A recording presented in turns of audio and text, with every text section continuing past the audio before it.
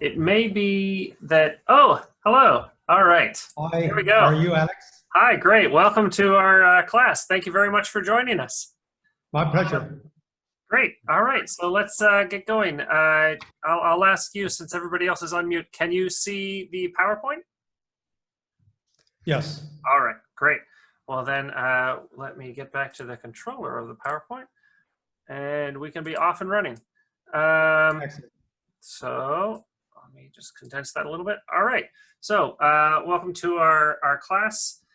This class is going to be mostly about the lives of women in science and some of the challenges that they face and our opportunities for addressing those. But we will start with a wonderful appetizer of an exploration of the life and contributions of Dr. Qianxiang Wu, led by our own university president, Dr. Xiang Jiang. So thank you very much for joining us. Thank you for having me. You're welcome. Thanks a lot. All right. Hello, everyone. I guess it's a special time for this lecture. I'm really treasure this opportunity to have a chance to meet all of you over the internet through this lecture. Today, I'd like to share with you a story about a woman scientist. She is so excellent that, in fact, her work was instrumental to stop the World War II. So let me begin with her career and our childhood, and tell you what special about her education and her time in 1930s, 40s, all the way to 50s and 60s. Professor Qianxiang Wu is one of the greatest scientists in this century, well, in the past century. She is one of the women scientists really have a drive, a passion for physics, and especially at that time, the nuclear physics. In 1930s or 50s, nuclear physics, quantum physics is the one really popular in science. Essentially, beginning of last century, the quantum mechanics, which describe how the matters, electrons, atoms, molecules, how they move, how they behave, are the cornerstone of modern physical science. That explain everything, include how we can build computer chips today. That's all because of quantum mechanics was established in early 1900 by Mr. Einstein. Now, since then, there are two branches of physics has been rapidly developed. One is actually the nuclear physics that Professor Wu was one of the leaders in that area, and the other is condensed matter physics. Later on, we all also knows that as semiconductor physics, where how we study electrons and how that can be used later on in 1960s become a foundation for computer chips. So let me talk about first branch, the nuclear physics, why that is important. Well, in 1930s, when World War II, as you all know that Hitler and on the one side and also the American, British, France on the other side are really fighting the battles for the World War II. Now, one of the key technology at that time is nuclear weapons. Who mastered that weapon may win the war, and everybody knows that. So Hitler at the time actually hired thousands of scientists actually to study the nuclear physics and to try to build the nuclear bombs. In fact, they are quite close according to some historians. But on the other hand, Allied side, the Americans, French, and British also raised the time that try to build nuclear bombs at their own countries. So Professor Wu was one of the researchers involved in so-called Manhattan Project, okay? And she was really important to demonstrate a few important experiments. Later on, we'll talk about it. And she's one of the contributors to make the nuclear bomb experiment successful.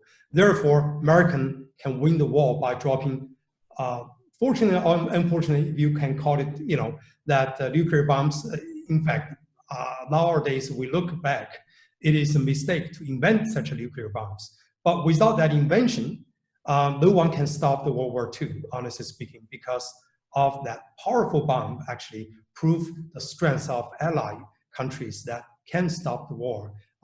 Many of you know that because American dropped the bombs in Japan. That shake the whole foundation of the other side that they surround eventually. But let me talk about this important physicist. She's Mrs. Wu. Miss Wu actually grew up. Let me talk about her childhood a little bit. Miss Wu grew up in a beautiful small town called Taichung, which is near Suzhou. Many of you know that. It's probably about a 1 hour drive from Shanghai, west of Shanghai. In these slides, you can see that's one of the beautiful pictures people often call the heaven city. There are two heaven cities in China. One is in Suzhou, the other is in Hangzhou.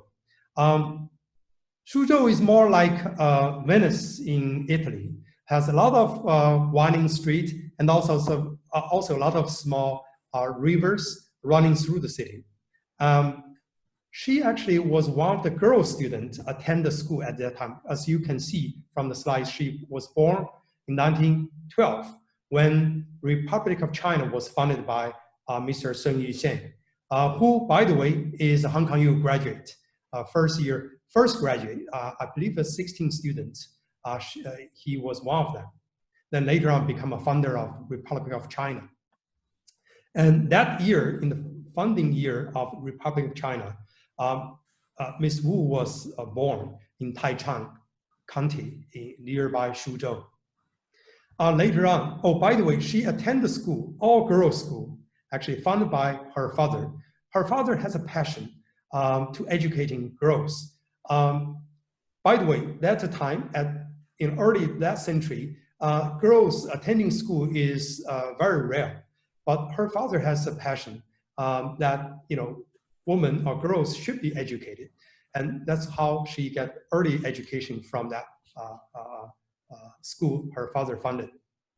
Later on, she attended National Central University in Nanjing. This university is also my alma mater as well. I graduated from the same department, same university as her did, apart from probably half century apart. As you can see, the mid picture, I believe, is the beautiful lake of the city called Xuanwu. Of course, that towering building is a modern building. This picture must be taken not that time. So she did very well, outstanding student in that university at Department of Physics. And then she was following research with a professor who happened to be a graduate from University of Michigan in US. So after she graduated, I believe 1930s, 34, her advisor in Nanjing University strongly recommended her to attend the graduate study in University of Michigan. Michigan, for many of you know that, is in upper part of the Midwest in US. It's a beautiful city, in a beautiful city of Ann Arbor. So she actually got admission there and went to US for graduate study. Along the way, as you know that if you fly from China to US, first stop likely will be San Francisco or Los Angeles. At that time, Ms. Wu actually stopped over San Francisco, where is the home of the other famous university called University of California at Berkeley. That's also my alma mater as well. This lower part of the picture photo of this Capellini is a symbol of the Berkeley campus, overlooking over the San Francisco Bay. You see the beautiful skylight. Now, she went there for a visit because she just thought to stop over for a few days, then go on, continue fly to University of Michigan.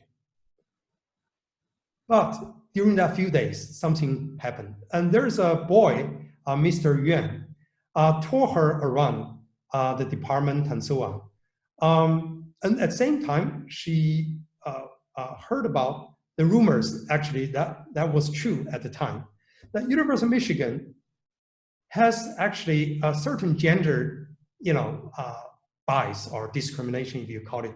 Today, clearly, is a discrimination. For example, in student center, they do not allow girls entering from the front door. You have to come from the side door. Boys can come into a front door. That's absolutely in today's view, it's not acceptable. But at that time, it's a pretty norm, especially in Midwest of US. She was really, had a bad taste of that kind of tradition.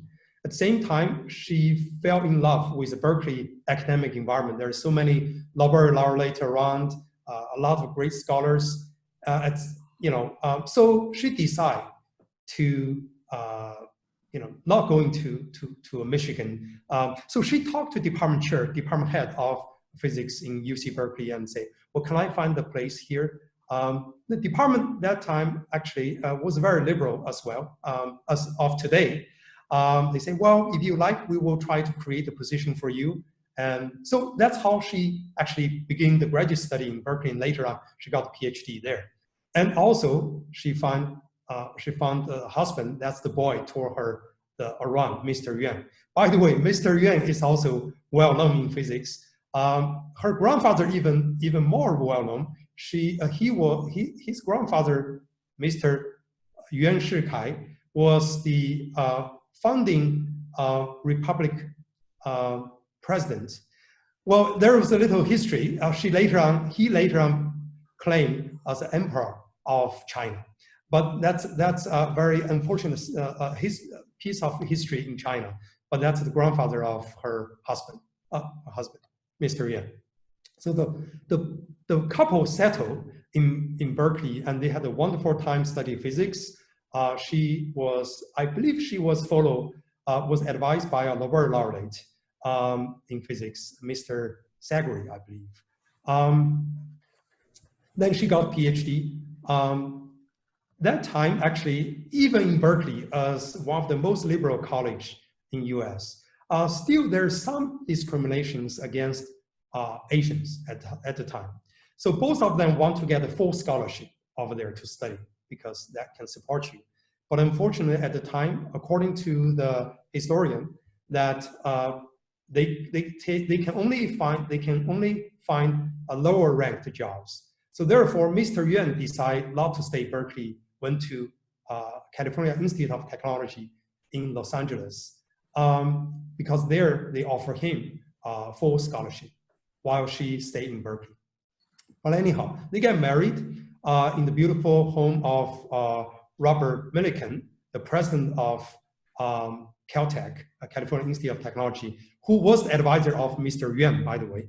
Millikan, actually, by the way, let me tell you a little bit of history, is very famous in physics. He won the Nobel Prize himself as well by measuring how much values of the electron in terms of charge. So his precision measurement, the world first measurement of the electron charge, won him the Nobel Prize. So that's Mr. Millikan. By the way, so she graduated from Berkeley, went on Korea, and went to East Coast to become a research physicist. At that time, the Manhattan Project, as you can see in these slides, started.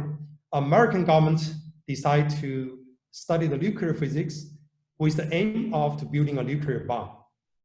And of course, for the World War II in that time. She joined the project as a research scientist and solved very important problems. At that time, I believe it's they were doing an important nuclear reaction experiment. And one of the incidents happened that nobody knows what caused that problem. But that problem can stop the whole project. And she was the one solve that key problem and enable the project going forward. Therefore, they eventually complete the project, build the bombs. Later on, she became a very successful professor in Columbia University. Now, in Columbia University at that time, the whole physics department was focused on nuclear physics. There are many famous people there. Next slide, please. So the two theoreticians, also from China at that time, by the way, three of them are from China. In 1930s, they were top students from Chinese university, coming to American to study and awarded doctor degree, then continue as a professor. On the top left, Mr. Chen Yang, who is still alive, who is a retired professor, now a professor in Tsinghua University in Beijing, who won the Nobel Prize in 1957, together with Mr. Chen Dao Li on the middle. Both of these young men at the time developed a wonderful theory to describe one of the quantum mechanics important principles. At that time, they also proposed there could be something very, very important to test. So what is this? This is about parity violation. Okay, what is parity?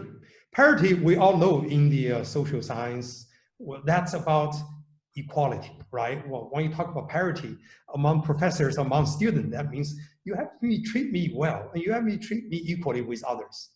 So parity usually in physical world do exist and largely rule the physical world. Let me give you an example. What is a parity? Symmetry. So my hand, left hand, right hand, this, everybody has two hands, right? So this is very symmetrical. So what is parity? It means that when you flip one hand to the other hand, these two coincide very well. They are mirror images. Same thing as your face. Well, we're not perfectly symmetrical, but generally we are symmetrical. If you divide the face on the middle, left and right are pretty much, except my hair may not be symmetrical, but generally. So this is called parity symmetry. You flip it mirrorly, and you come back to the original hand. Okay.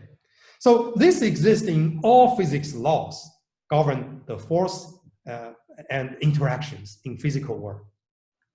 Physics, chemistry, all follow on this.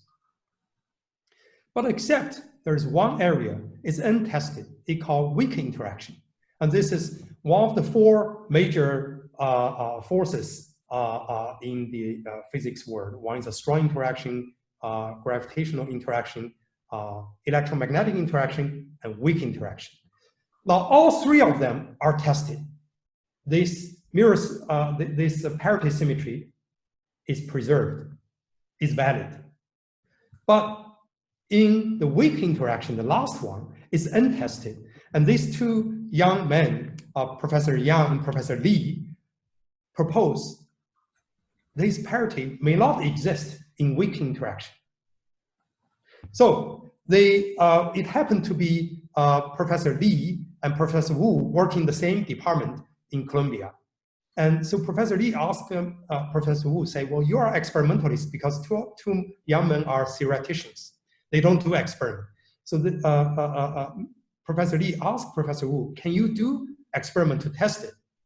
So that's how, because that's a hypothesis, nobody knows whether it's true or not.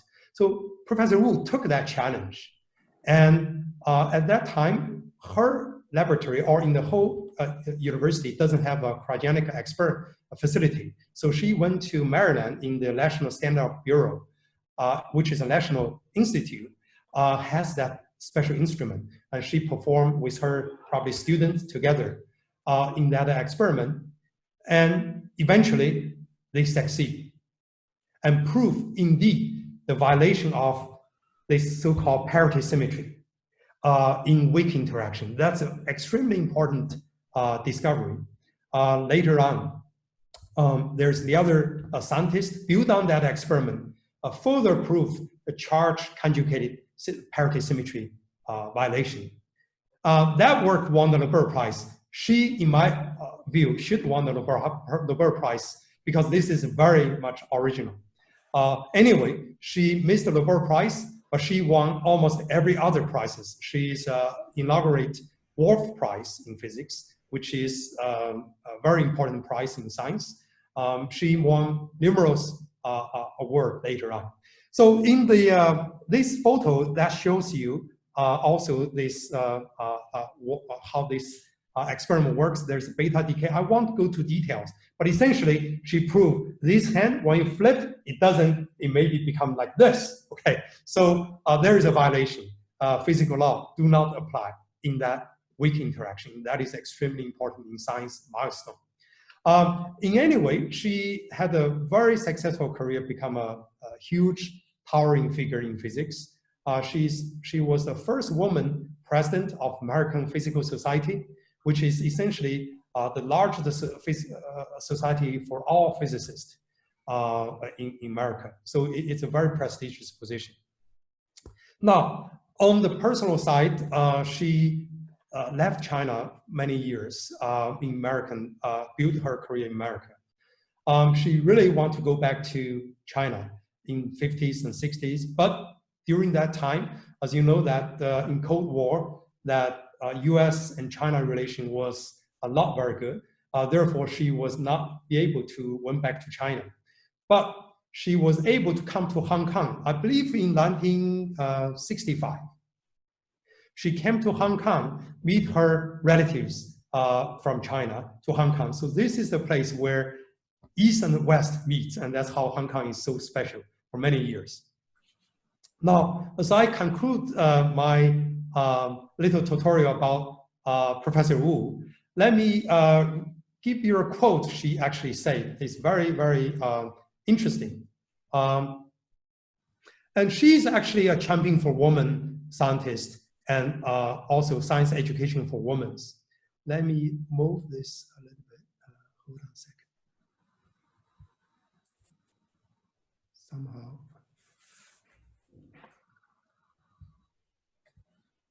And this is about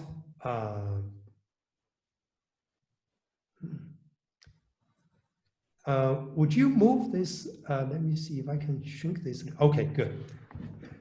So in 1964, 7 or 8 years after she did that important experiment, she spoke out against the gender discrimination at a symposium at the Massachusetts Institute of Technology, so-called MIT. She said, "I wonder whether the tiny atoms and nuclear, or the mathematical symbols, or the DNA molecules have any preference for either masculine or feminine treatment. When men refer to her as a Professor Yuan, because her husband's last name is Yuan, she immediately corrected them and told them that she was Professor Wu." With that, I conclude my talk today. Thank you very much. Well, I may leave a few minutes if any of you want to ask questions. Thank you so much. To ask questions, you're going to have to unmute yourselves. Please do unmute if you have a question. And I'm sure it'll be a little bit of a cacophony, but just do as you can, and let's see how we do. I should unmute it? No, you're fine. The student. It's if Okay. they have questions, then Sure. it's hard. There's no way to sequence. Yeah. So people may just start talking over each other, or maybe there's no questions, but we'll just find out. It's a hard format for questions. There's a certain disassociation with Zoom, but we do our best. Okay. So That's let's fine. see. Does anybody have any questions? So maybe not. That was a really great presentation. So thank you so much. Thank you all. All right. Well, we'll move on to the next part of the talk. Thank you again. Thank you. So the rest of this presentation will be a recap of our course. It will be following that some review of Lives in Science from the book Breaking In. So this book was one of your assigned readings. Here it is. And it's focused on the experiences, holistic experiences for a few women scientists that agreed to be interviewed, and sort of take a holistic view of their life and their science together to try and understand, what it is to be a woman in science, and what are the particular aspects that differentiate this experience. And then we will kind of redo that for some prominent women scientists of Hong Kong. This book is written, the book itself is written from a very Western perspective. So maybe it's of interest to us to see how, can we draw some similar lessons from the experiences recorded in articles and interviews of Hong Kong female scientists. And then this From Vision to Inheritance line is a line by the character of Zhou Enlai in a opera called Nixon in China, where Zhou Enlai is musing about how can we take what we know and solidify our gains and move forward. So when we think about the proposals to the Faculty of Science Self-Assessment Team for Gender Equity, we are attempting to make a slightly better world. And so we will talk about your proposals a little bit more, and I will sort of wrap that all up together and share with you the 5 proposals that we will bring forward to this committee and try and bring forward to the dean. So with that, let's keep going. All right. Gender differences in science. So the course outline had 3 major parts. We had gender differences in science. We had the bias, social pressure, discrimination, and harassment. And then we talked in the third portion, this portion of the class, both about activism and about women in science throughout history. So the wrap up of that first part of the course was to look in detail at the science of gender and to realize that at the brain level, at the physical level, there's obvious differences between men and women, but the brain turns out to be relatively androgynous, potentially completely androgynous.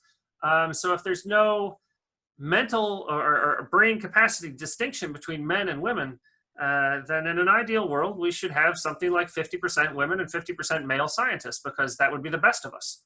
Per field, every field should look like that. So how do we get there?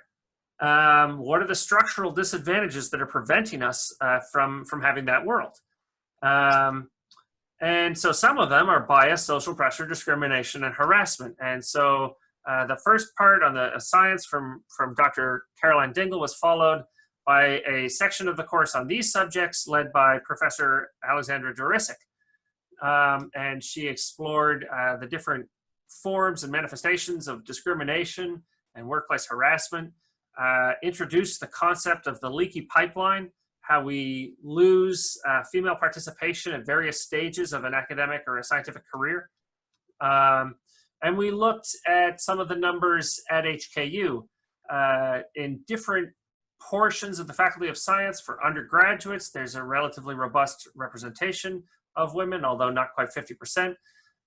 Postgraduate students, PhD students, similar. And HKU, as you can see here on the right, is doing relatively well compared to the other Hong Kong universities. But nonetheless, if you look at the plot of HKU and it goes from junior folks to senior folks, it is a little bit like looking at the leaky pipeline, because in the senior folks, there are far fewer women, and in the junior folks, there's far more. So it gives us a good encapsulation of this global issue, and allows us our own opportunity to make our own small improvements.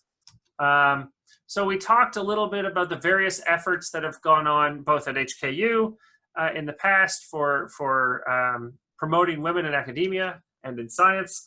And we talked about the classic study at MIT that really kicked off the realization that implicit bias in the sciences was a major hindrance to the advancement of women in science, and really quantified that within the institution of MIT. And we talked about the different programs that have followed on from that seminal study at MIT. Further work at MIT, the advanced program of the National Science Foundation, and this book gives a quantitative assessment of the success and failure, mostly success, but very minor degrees of success of the advanced program.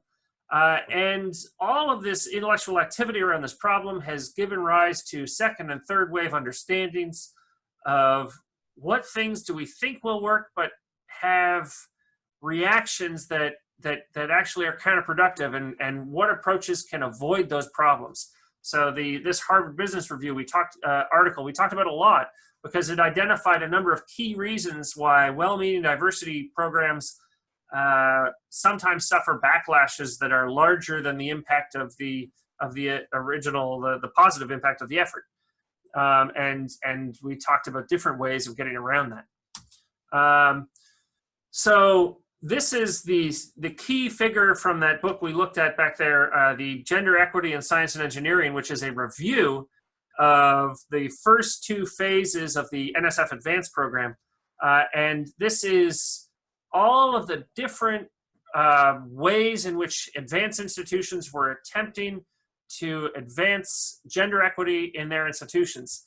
So you can see there's so many different tiers that we can work on: increasing the flow into the pipeline, recruitment, promotion and tenure, equipping women to successfully transit through the pipeline, and climate initiatives. How can we improve the academic climate in terms of gender equity, both at departmental levels and at broader levels, university levels?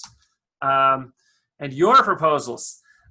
You had proposals that were, some of them very ambitious, some of them less so, but many of them very idealistic. And we have the space we can work within in the Faculty of Science, and some of them didn't fit so well. So that's where this Star Wars image comes from. It didn't quite go the way we thought, right? We have idealistic visions of what we want to do, but there's only so many practical things we can do given our current setting and our current power level. And so we can try and do things that improve climate, which set the conditions for us to do bigger things, and we can make some small policy changes. So we'll talk about what we can do next. And you yourself, you're a younger generation. You can have a broader vision about how those small steps can lead to bigger ones in the future and how you might enact them. So then we also talked about historical women in science. So we used the template of the Time Women in Science, Time Person of the Century. So Time has had the Person of the Year award as one of their elements of their magazine for a long time. But most of the time that has been a Man of the Year. And in recent years, it's increasingly been women, but in this year, they did a retrospective of the past 100 years of the magazine, asking the question of, if it were a Woman of the Year, who would it be? And so some of them, they didn't have to change. The last 3 years have been women. But some of them, they did change. And what you see represented here is all of the women of the year throughout the past century that are scientists. So here is, oh wait, this is the cover that we used earlier. This is Professor Qianxiang Wu. There's the famous Tu Yo-Yo. And we talked about science through the past century through the prism of these women. And we talked also about some other women. We talked particularly about the science of epidemics and how that has been advanced through women, from Florence Nightingale all the way down to Ai-Fen in the recent epidemic. All right, so that's our basic recap. So now we're going to go into that book, Breaking In, and we're going to talk about 4 of the women that are featured in that book. And there's a proviso at the beginning of the book that is sort of important. These women are willing to be interviewed about their experiences. So these are the 4 that we'll focus on. Cynthia Barnhart, Linda Birnbaum, Teresa Golden, and Susan Blessing. And there's the book. But actually, originally 11 women agreed to be interviewed, but 3 withdrew because there's a great deal of embarrassment associated with some of the things that women experience throughout their careers, and some of them didn't want to jeopardize their standing with male colleagues. They didn't feel good about themselves in recalling some of these experiences. The ones that withdrew had experienced worse situations than the ones that stayed, and they just didn't feel comfortable about sharing that. And of those that stayed in, many of them decided they wanted to soften their story. They said the original story in the interview, and then seeing it in proofs, they said, geez, I really just can't handle that being published. Let me take that one part out, or let me soften that part. Which means that when we read this book and we hear these stories, we get a sense of what these women have experienced, but not the whole picture.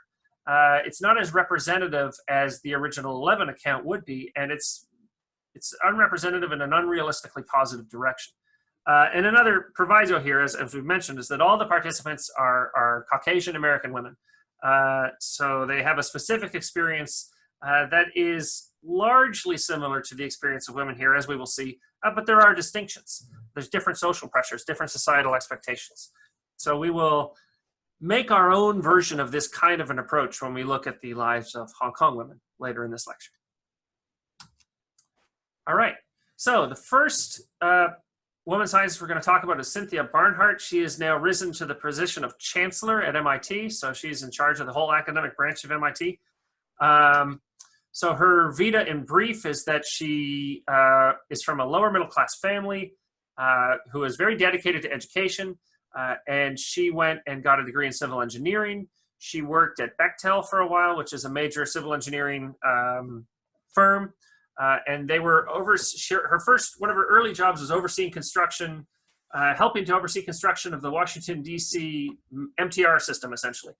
And so this involved her as a young university graduate marching into rooms of engineers for different companies and demanding that they are, and contractors for different companies, and ensuring and demanding that they are actually meeting their benchmarks. So you can imagine this is good training for future daunting experiences. She got her PhD at MIT in the optimization of transport systems, went on to Georgia Tech for her first job, back to MIT, and progressed up the ranks. So when this interview was conducted, she was the Associate Dean of Engineering and the Ford Professor of Engineering at MIT. And she'd also been a founding director of a cross-disciplinary transportation at MIT institute. And now she is the second in command of the entire university. So we're going to go through, for each of these women, we're going to go through quotes from them that summarize their experience and sort of get to the heart of who they are. And so I like this one in terms of getting to the heart of who Cynthia Barnhart is.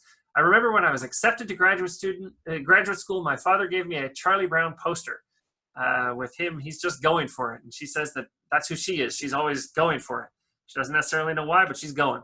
And I think this is funny in a few different respects. One of them is that it shows a little bit of introspection on the part of the family and her, that she would value this poster and it would resonate with her. Because this frame is the Charlie Brown poster, but it's surrounded by other panels, which involve a certain level of dedication, devotion, and inevitable disappointment. But nonetheless, it's not always disappointing. So the panel is usually something along these lines. It's a repeated gag in the Charlie Brown cartoons that Lucy is going to hold that football for him, and he's going to kick it, but she always pulls it away. There's a bit of gender roles in that too, but maybe not the ones we're thinking of. Anyways, so graduate school provided me with perspective about my own strengths and weaknesses. I learned there are many people who are smarter. There's always people who are smarter, right? But that success isn't perfectly correlated with those attributes. So she learns hard work and perseverance. And here is one of her earlier notes on how her gender impacted her experience as a student. I recall that a fellow graduate student once remarked to her advisor, "She is good looking and smart." So apparently he was unaccustomed to this combination. She says that with a bit of wry irony. I like this. This isn't gendered. This is just a mark of how excellent she is. I approached MIT and was offered a position as an assistant professor in the Department of Civil and Environmental Engineering. That's amazing. Nobody approaches MIT and says, "Give me a position." but she did, and she got it. That's hard to do. Well, nobody at her level, nobody at an assistant professor level is usually able to do that. Academia provides an opportunity to balance your professional and personal lives, but you have to work at it. True, there's a lot of flexibility. So I like her observation here, and I think this is a big part of why she's able to rise in the ranks as an administrator. I work with many smart, accomplished, and sometimes insecure people. The combination can lead to myopic, demanding, and defensive behavior. That's not how I want to be described. So, well, we'll just leave that as it is. So we look back at her vita, and we can consider what allows her to rise to her level. What is her sort of life experience, both as a woman and as a scientist? She had a lot of immediate family support. Her family was dedicated to education. She's very self-motivated. She has a mixture of industry and academic experience. Her husband was very supportive, and I took out a quote, but she noted that, actually, I'll show that in a second, I think. She noted that she was only able to afford to maintain her career at a high level by being able to afford a lot of childcare.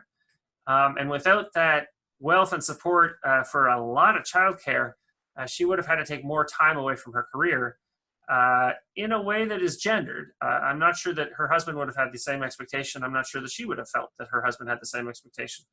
And that's, one of the things that if that expectation burden shifts, then we can all be more equal.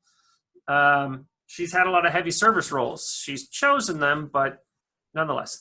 And she identifies and avoids myopic, defensive, insecure behavior. Okay, so we'll move on to Linda Birnbaum. This is a scientist of similar levels of accomplishment, but I highlight her because she decided to pursue a non-academic science role, which gives an interesting perspective. So early on, she had supportive first-generation college parents. She won some science fairs. She went to get her bachelor's at a local university, got her PhD. She did a variety of postdocs, largely as a trailing spouse. And then she ended up at the National Institute of Environmental Health, and finally as the director of the National Institute of Environmental Health Sciences. So here's her quotes about her experience. Not many girls were interested in science, but she had a young teacher who embodied all of the traits of femininity that girls her age really valued, and yet at the same time was totally into science. And this for her felt like permission to pursue science because there's a lot of social pressure at a young age. So any movie, like 8th Grade is a classic movie about the social pressures on young teenagers. And if those social pressures are anti-science, then you're going to lose a lot of people out of the pipeline at that point. But she was lucky to have a mentor that she could look up to and say, this can be for me. She notes that when she was in her schooling, she thought that writing papers was terrible. And so she'd go running to the lab to do that kind of work instead, not knowing that she was going to be doing a lot of writing. And she's a very prolific scientist in terms of her writing. She can't remember ever having a woman as a mentor in college or graduate school. So now it's better, but it's nowhere near 50-50. And so we think about how having somebody that looks like us is to shoot for can be really impactful. We talked about that earlier, and she didn't have that. So as a trailing spouse, she was doing very well scientifically, but her husband had a job as a Hamilton college, or actually I think it's a university, but it's kind of a small college or a small university. Hamilton couldn't countenance the idea of having a faculty wife be also a faculty professor when they were there. That has changed. So that's part of progress in the world. She talks here about flex time.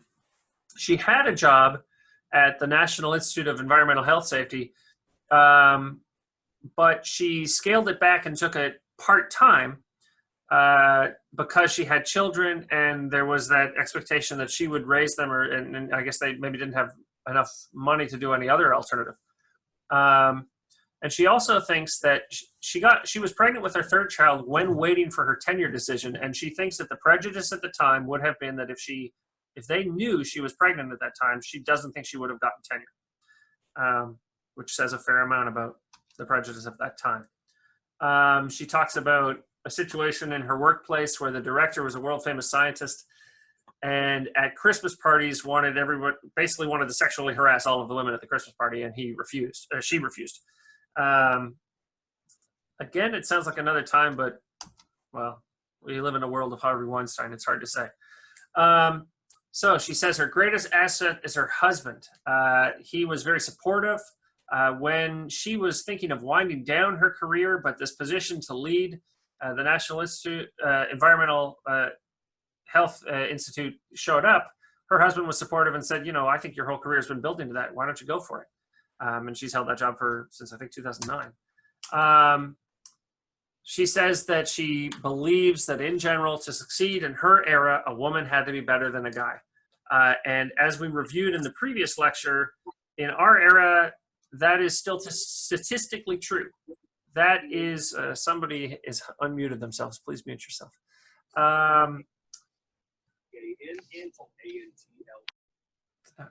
Thanks.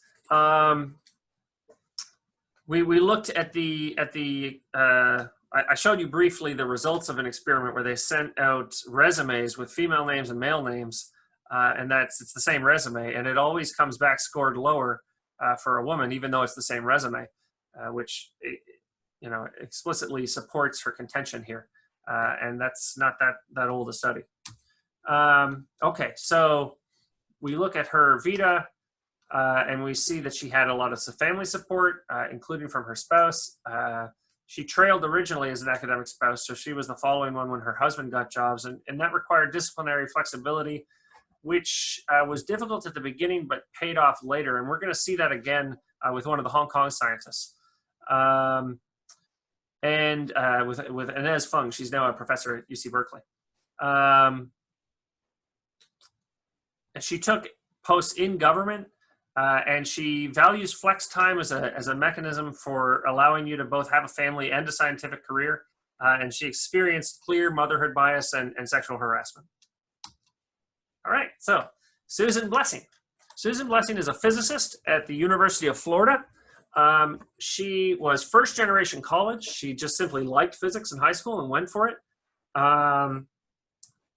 And she's worked on the Fermilab experiments, on a lot of the collider experiments. So that started as an undergraduate at Illinois Tech, and she moved on to Indiana and then postdoc at Northwestern and finally at Florida State.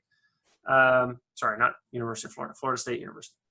And at Florida State University, she's been running a program. I think she initiated and has been running a program called Women in Math, Science, and Engineering, the WISE program.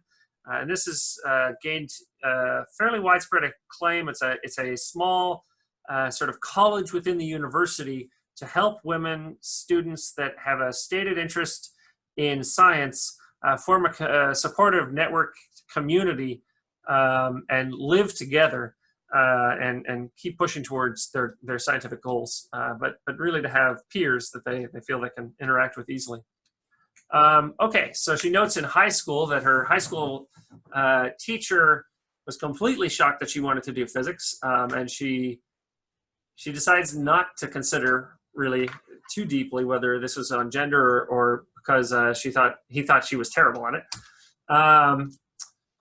She notes that she was recommended not to do high energy physics because there's a lot of travel involved, which would keep one away from one's family. That is even-handed for men and women, but it's more, for whatever reason, this person advising her is picking on her as a woman for it because of the gendered expectations that a woman is going to be the nucleus of the home.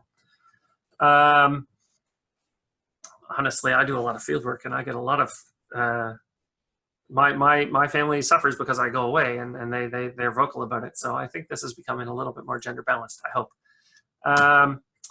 All right, so she says she was hesitant to take the position. I like this attitude. This is just a general science thing. If you don't like it, we can always leave. You got to try stuff in science. And so she's good at that. even if you're not sure. So I really appreciate this particular quote from her. Connecting to audio. Okay, thanks for cutting off that audio. I appreciate this quote from her, and let's just read the whole thing. At an interview, they started asking questions. She's being interviewed by a panel of scientists. We're talking, and I'm thinking, this is going well. And suddenly the guy to my left, a really senior faculty member, asked me how moving to Tallahassee will affect my golf game. I had absolutely no idea what he was talking about. I'm thinking, my golf game? Finally, I managed to spit out, I don't play golf, so there's not going to be any effect at all. And then he pointed to my hand. I bicycle, and bicycle gloves had oval openings, so I had an oval tan line. And after that, I was flustered and didn't do particularly well. Now, this wouldn't, on the face of it, appear to be a gender issue. This just seems like she got flustered from some random thing. However, there is a certain level to which the gender difference provides a certain level of tenseness that requires more professionalism. And he starts talking about something not professional that has to do with her, her outside of work life. And that gets, that can bleed towards the sort of harassment issues we talked about in the second part of the course. And I know it seems kind of mild, but you can see the effect on her. You can see that just this sudden momentary lack of professionalism separates them and makes her doubt her position in a way that it's on the edge of gendered or not. You can think of it as you will, but I've seen similar experiences in other interview situations where someone says, for instance, this is a woman scientist interviewing for this position. Well, immediately one is on the spot as a woman scientist as opposed to just as any scientist. And there's a tension there with all thoughts of affirmative action anyways. Okay, so we'll come back to this. I'm getting a little tangential. But I think there's something here to consider. Both from the perspective of your future life when you want to try and prepare to not be too flustered, but also from the sense of what are our responsibilities to each other in professional settings and how easy is it to get a little derailed and how can we be more considerate? And some of that has relevance to gendered situations. Okay, so this is the tension on affirmative action that can be experienced by women. A really good woman applied for a position in the condensed matter group, but her speciality wasn't exactly what that group wanted. The condensed matter people tried to argue for an additional hire, not because she was qualified, but because she is a woman. I found the reasoning annoying. That's explicable. You can sort of see that on both cases. The definition of affirmative action is sort of to extend a more than fair hand from one's perception of what is fair, which is usually a biased perception. But that reasoning can be kind of obnoxious because there's, as we saw with the MIT, the revisit to the original study, once they have changes in place that try to be more gender equitable, some people feel that they're not fair and more than gender equitable and thus discriminated against the original dominant group. This is kind of along those lines. So she points out here that physics, which has in most departments no more than 5 or 10% women, usually far less, is a very male-dominated world, and that men without women behave differently, and that she has had to navigate that. So if we look at her vita and we look at her, what that means versus her experience, she encountered people surprised she was going to do physics, people trying to dissuade her from her chosen branch of physics for gendered reasons, because of expectations of a woman staying home. She did have a supportive spouse. She's experienced some bias in some unprofessional interviews, and she herself has some unease with affirmative action. And she notes that physics culture is a culture of men without women in many cases, and that presents its own challenges. And that's really a failure. Because as we know, we go back to the first part of the course, the brains are equal. So should the representation be if we lived in a more equitable world. And so we strive to make that more equitable world. All right, the last person we're going to talk about from this book is Teresa Golden. She is at North Texas. She grew up, she's first generation college, but she had very education supportive parents. She just liked chemistry. She went to Texas Tech, which has a strong tradition of involving undergraduates in research, a PhD at New Mexico State, a postdoc, and then on to a permanent job at University of North Texas. She formed this forensic science program there, which is kind of an applied program, but it's nation leading. So the University of North Texas, which is not a school you will commonly have heard of, has a national leading program in forensic science education. And that's from her. So she describes support from her family, learning together with her father.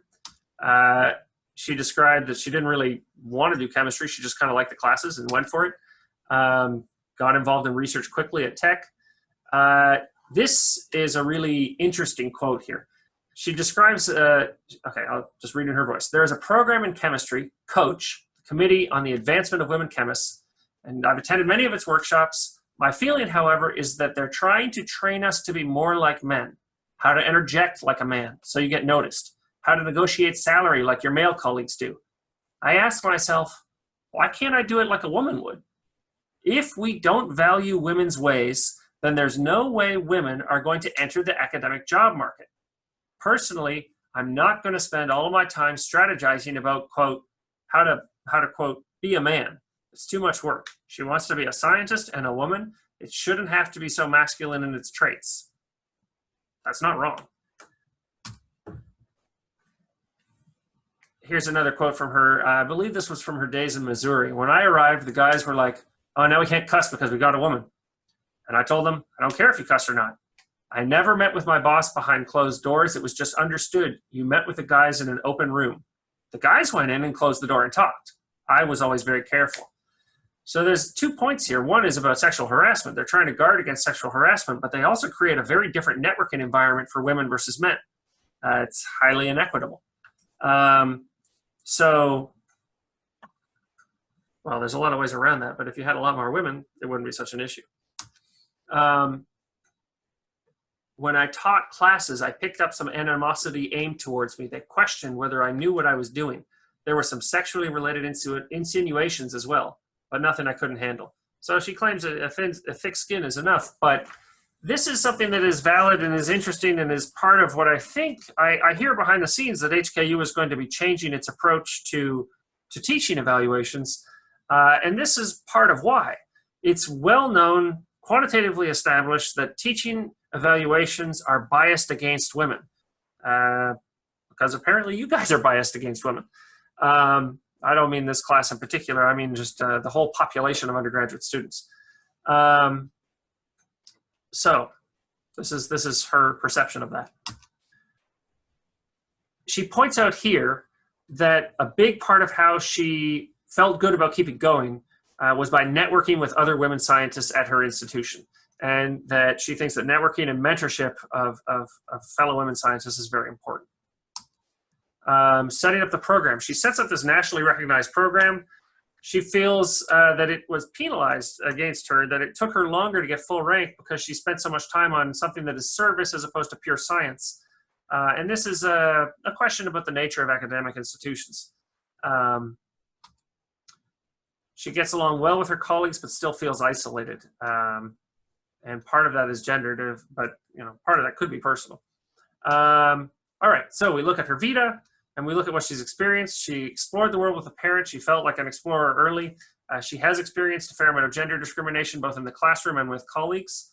And she articulates how the whole structure of academia favors traits associated with masculine behavior. And there's no particular good reason for that, but that's true. She benefited from formal programs and from informal mentorship from fellow women scientists, and she developed a nationally recognized program, which she feels hurt her in terms of promotion, although she was eventually promoted to full professor. All right, so what do these women see? Now that we understand their individual experiences, we can essentially, from their interview, ask them what do they feel are good ways to better support and promote women in science. So Cynthia Barnhart thinks that more flex time, part-time options can help in some cases. Part of the MIT prescription out of the original, the original seminal 1999 study was that there should be new positions that really establish and advance the role of women and the role of gender equity. So they now have an associate provost at MIT for equity. Low pay and low wealth can preclude family, which is a major problem for the leaky pipeline. If women want to have family and they're up against the tenure system and they don't have enough money to get child support, and there's no on-campus child support, so it's very difficult to see their kids, that can be really discouraging and can lead to an exodus of women from science. She also points out, with MIT's long experience in advancing gender equity, they see a lot of how certain gender equitable policies that seem good on the face of it can in fact backfire. And they've sort of developed some workarounds and some they're still working on. So she notes that one such policy can be mandatory equal new parental leave, because I have 2 young kids. It's not at all similar how the parental leave worked for my wife versus how it worked for me. If we had equal time, the physical labor involved in producing and nursing a child to 6 months is intense, just as a natural system for a woman. I have to wake up a lot in the middle of the night and help out with bottles, but it's just not the same. It's much harder just biologically on women. And so if you give the equal time in terms of time off for childcare, this could essentially be an unearned sabbatical for men, or half of one, relative to maybe one tiny tenth of one for women. So some policies need to be carefully considered and checked and revised as we go along to make sure that they're serving the purpose we hope for. And also, she is of the opinion that women tend to choose fields that help society. And STEM is not presented to women, she feels, in the primary and secondary schools in such a way that it is clear that STEM has major benefits for society. And she feels that if STEM was advertised as having more significant benefits for society, then more women would be interested in participating in STEM. So I think we talked about this one already, so we can move along. So Linda Birnbaum, she also benefited herself from flex and part-time options for a short period of time. And she points out that we should be helping people follow in our footsteps. And so this is a quote from her on that subject. There certainly were, and probably are today, women who climbed the ladder and then pulled it up after them instead of reaching back. Women who said, I made it on my own, and so should you. But it seems to me that more people now realize it's important to help those coming up behind us. And there's a simple reason for that. They made it on their own, but the numbers of them are still ridiculous. It's way too tiny. There must be something else that could be done to help improve society so that we can have somewhat more equal representation and get more of the best possible brains into the university. So Susan Blessing points out that stopping the clock, having parental leave and spousal hires can all be very effective policies at advancing women in science. I think this is fairly well known. Helping women equals helping everyone. I think this is sometimes misunderstood, but certainly from a science perspective, helping science, it's obvious. Culture matters and affects how we understand and restrict gender, quote, roles, how people understand what is acceptable for a man, what is acceptable for a woman. And she has a point about math that I think is interesting. It's essential. You need math to do science, to do STEM, but it's not always what you think it is. It's not always 2 + 2 = 4. It's not always so exact. It's an explorative approach also. So she points out the Fermi problems are explorative math. It's a quantitative question to ask how many piano tuners are there in the city of Chicago, but it's not one that you can have a perfect answer to. So you can have a statistical sense of it. Anyway, so her point is that math is an explorative tool. So let's go back to her point about culture. She notes that women today are represented by behavioral models that are increasingly backwards. That the 70s and 80s portrayed women in traditional male roles and independent roles. There were a lot more women sitcoms about women succeeding in the workplace that were focused on the workplace advancement of those women. Whereas now, particularly for STEM, the women in STEM on television are super strange. So she points out the Big Bang Theory. So here's her quote: "We've attracted more male physics majors since its first airing, but not women. I think it's because girls and women look at these nerdy girls and think, I'm not like that. They are nerdy guys. And of course, the neighbor is this beautiful blonde woman who is a waitress / actress. One female character, a neurobiologist, is so nerdy that she's not normal." So the shows that we are producing now, our larger culture has stepped away a little bit, in her opinion, from articulating how all roles should be available to everybody, and they've gone more traditional in their gender roles, and that hurts recruitment. All right, so Teresa Golden, she points out that mentoring matters and that women shouldn't have to behave like men. And we've already seen this quote to an extent, but they're trying to train us to be more like men. And she just says, you know, if you can't value women's ways, then there's no way women are going to enter the academic job market. Jobs need to reflect sort of the sum total of human experience, not simply the masculine perspective on human experience. All right, so that's interesting. It gives us a different sort of perspective, a lifespan perspective on the experience of women in science. But it can feel a little bit different because these are all American women, and they're all Caucasian women, and you know, we're not there. I was there. So maybe it feels familiar to me, but not as much to you guys. So let's look at the experience of some prominent women scientists from, and in some cases, still in Hong Kong. So we're going to talk about Nancy Ip, Inez Feng, Winnie Wong, and Vivian Winghua Yam. Professor Yam is a chair professor here at HKU. She's one of our most distinguished members of our faculty. So we'll just do the same framework as if I basically scoured the web and found articles that I could use to frame their experience in a similar way to this book. And I'll try and present it to you in a similar way so you get the Hong Kong version of what the course reading is offering to us.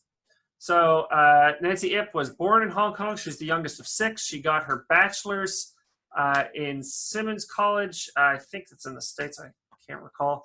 In chemistry and biology. Then she got her PhD. Yeah, it is in the States. And then she got her PhD in pharmacology at Harvard. And that was gangbusters. She got a first author Nature paper out of it. She did great. Then she took a year off for family, and she went into industry because she felt it would have a more balanced life, and worked at Regeneron. And eventually she came and took an academic post back here. So she's a neuroscientist. And she took an academic post at HKUST, and she's been there ever since. She's currently the vice president for research and development at HKUST. She's a named chair professor. She's an academician. She's a foreign associate of the US National Academy. She is a rock star. So what I'm going to modify, so the way to get to this book for her is that she wrote a article about her experience, a one-pager for Nature Cell Biology.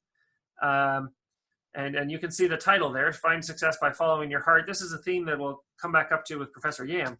But I want to pull out the quotes from this that show the differentiation of her experience as a woman scientist, so we can understand how that is for her. So she kicked ass, right? She did great work producing first author papers in her PhD, even in Nature. And she was excited to participate in this field. But she had to take a year off to provide full-time care for her baby daughter and her 1-year-old son. She loved the time, but she returned to the workforce for a biotech company instead of academia because she thought it was going to have a better work-life balance. So this really shows you how top talent is looking for work-life balance. Somebody who ends up being in the National Academy in the United States, as an academician in China, is nonetheless somebody who wants work-life balance. And I honestly think that's true for men and women, and it shows the value of offering work-life balance work-life balance, for our ability to attract people. All right, so she says that she had to find ways to balance her career and her home life. She needed a lot of long hours in the lab, but her children are a top priority also, so she became very proficient at multitasking. And it wasn't easy, and she was constantly struggling with whether to do one more experiment or just to head home. This is still in her work at Regeneron. She says that she was the first woman promoted to senior management level, and thus ended up often being the only woman in a room at a high-level meeting. And her strategy for this was to let her work speak for itself, and she thinks this has put her in good stead for the remainder of her career, which is commonly involving that, particularly once she moves back to the Hong Kong context. Okay, so that's Nancy Ip. And we'll move on to Inez Feng. So Inez Feng is in my field, not directly my field. She's an atmospheric scientist. But at any rate, she was born in Hong Kong. She graduated from King's College, and her family left during the unrest in 1967. She went to the States. She spent a year at, I think, Utica College before transferring to MIT to do her bachelor's, and then stayed on at MIT. She was doing applied math, and she really felt that math came to life when it involved physical systems. So she got into the Navier-Stokes equations and fluid flow and that kind of stuff. So she went on to do a PhD in meteorology, earning the second MIT meteorology doctorate earned by a woman. She then worked at the National Academy of Sciences at Lamont Doherty in Columbia, University of Victoria, before in '98 going to the University of California, Berkeley, where she's a professor and co-director of Berkeley Institute of the Environment. She's a member of the U.S. National Academy of Sciences. She's a naturalized American with a lot of other honors. So from an interview that she gave to the National Academy of Sciences, we can see some things about her experience. Her love of the natural world, growing up on the south side of Hong Kong along the beach, helped inspire her later. And she says she liked math because it was easier to her. She liked the numbers because they made sense. It was good, and the beach represented freedom. She wanted to be a doctor, and so her mom takes her to the family doctor, who impresses upon her that it's a very hard life. You could say that's gendered. And so she shied away from that.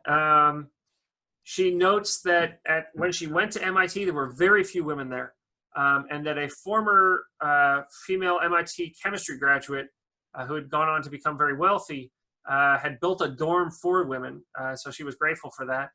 And she studied typhoons because she grew up here, and so she was familiar with them. So that's her start into atmospheric science. She had a two-body problem early in her career, which actually led to academic diversity. So in order to go back to Columbia, she ended up working in a different field. And it was still atmospheric science, but a very different style. And it's really helped her become a very diverse scientist now. And a mentor provided her with the perspective that work is only part of life and you shouldn't confuse the two. So that is Inez Feng. And you can see here, she came back and gave a talk at HKUST about one of her branches of science, trust but verify. That's a Ronald Reagan quote about Soviet disarmament. But she's using it here as something that is important for how we think about climate treaties and advancing global emission reduction. All right, Winnie Wong is a little bit like she's a little bit like Linda Birnbaum in that she went into national lab science in the United States. She grew up here. Her father was a chemical engineer and scientist. He had multiple academic posts in China, but then they moved to Hong Kong, and it was a rough go. He got a job in Thailand and died there when she was still a teenager. A lot of misfortune for her family, so they ended up quite poor, and she was barely able to even graduate from high school. Some relatives were hoping that she would go work in the factory to help support her family, but she got through with a significant amount of charity and got into Chinese University of Hong Kong, did a chemistry and physics bachelor's there. I did a lot of jobs along the same time. She went to a school that I actually taught at for a few years, for 7 years. She went to Louisiana State University for her PhD. And then she went to a postdoc, University of Toronto, went to a few different places, and ended up at the National Institutes of Standards and Technology, which is actually the same place that President Zhang was talking about, where Professor Qianxiang Wu performed the cryogenic experiment to demonstrate non-parity and beta decay. So anyways, that's where she is now. She's a fellow of the American Association for the Advancement of Science and a few other awards. So she gave in an awards recipient speech, she gave sort of a recount of her years. In the current time of global suspicion, shall we say, I really like this quote about her experience at the U.S. Embassy. As an American, this is somewhat heartening to me. I will never forget my experience at the U.S. Embassy. First of all, according to my fellow students who were in the waiting room for the interviews, I was assigned the most difficult interviewer who routinely turned down applicants. But I found her to be strict but kind. Even though she knew the bank deposit must have been borrowed, based on my academic record, she was willing to let me go. But I had to promise her that I would try to do my utmost best in my studies and that I must help others wherever I can. I was really touched. And she talks also about when she went to U of T, that her mentor there was willing to help with babysitting to help their mutual science get along. So that's kind of touching. And she talks about an earlier mentor in Hong Kong when she was in high school who gave her a scholarship, used textbook, used school uniforms. They were desperately poor, and this mentor helped her get through. So she really has an understanding of giving back. And these are some pictures of her in her when she got a partial scholarship to come to the United States. One of her research group at Louisiana State, her receiving an award here. Her group at NIST, one of her early groups at NIST, and a group of collaborators at a meeting. All right, so we come back to HKU, to our own Professor Yam. She grew up in Hong Kong. She is similar to Tu Yo-Yo. She's always been in China, although in the context of Hong Kong, China.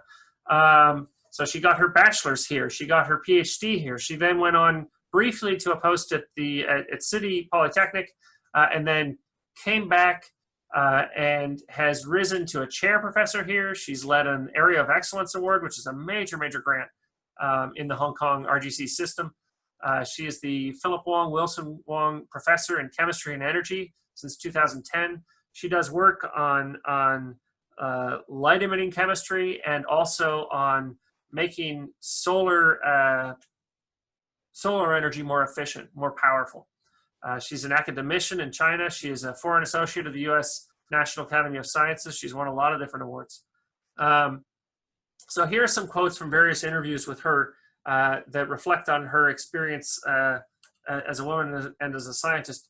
She says that one mentor, as her secondary school biology teacher, she embodied the Chinese commitment to one's field, that whatever you do, you should respect your work, enjoy it, and be very much devoted to it. Even when she was pregnant, she taught until the last moment. She mentions that she had great family support. I really love this quote. It's really sweet. I can't imagine how my career could move on without his understanding and support. She's referring to her husband. I often stay late at night in the laboratory. He always waits for me outside. And this last quote is from a Royal Society of Chemistry meeting where she says that she thinks that young women should not be discouraged by traditional social values or family pressures. Just go ahead and pursue your dreams. And this is a really noble sentiment. There is the difficulty that if that's the case, we don't have enough. That's provided the world we have, right? And some shooting stars like her. But we need to make it a more equitable playing field so that we can have a world where more women are pursuing that dream of being scientists and see that dream as something that's available to them. Because, again, it should be 50-50. That's how the brain works. Our academia should be similar. So we don't have as strong an academia as we should until we get somewhere closer to 50-50. Obviously, many of the great female brains are just not finding their way here.